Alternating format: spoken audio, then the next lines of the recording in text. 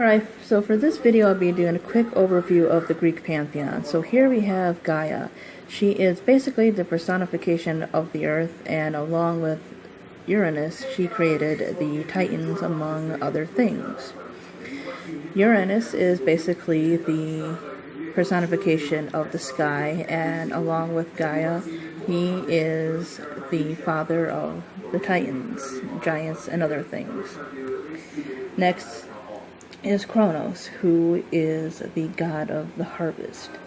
He is the first one to overthrow his father to kind of become a king.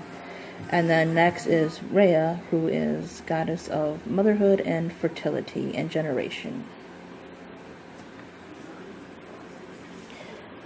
Her and Kronos, of course, gave birth to their own children, who were basically the Olympian gods, such as Zeus, who overthrew his father Kronos. He is the goddess of sky, lightning, and justice, among other things. Next up would be Poseidon, who is the god of sea, storms, and horses.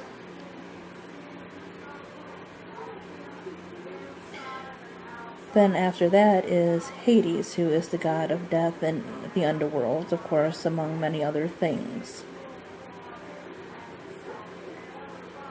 Next is Aphrodite, who is the goddess of love, beauty, and sexuality. She was said to be born of the sea foam, or from a certain part of Uranus, I believe, and you can kind of go look that up yourself. Next is some other gods, such as Dionysus, who is basically, mainly, for a lot of people, considered the god of wine. I believe he's like the god of partying or something like that, like enjoyment. Then is Hecate, who is goddess of witchcraft and magic. Then there is Nyx, who basically is the personification of the night.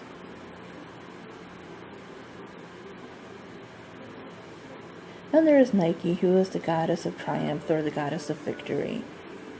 Then coming up next is Athena, who is goddess of wisdom and war, courage, law. She's the favorite daughter of Zeus.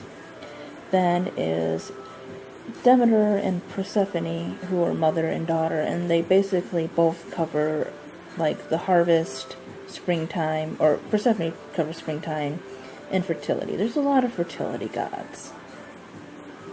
Then, of course, is Artemis, who is the goddess of the moon, the hunt, and I know she helped her mother with childbirth.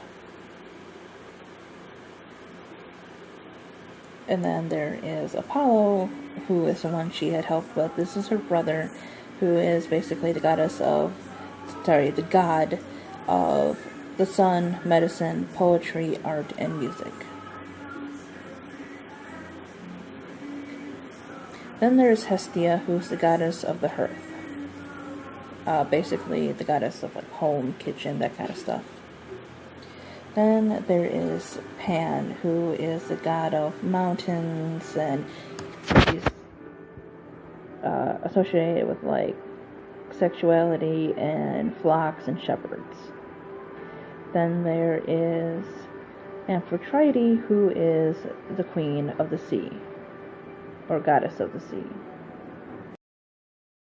And then, of course, we have Ares, god of war.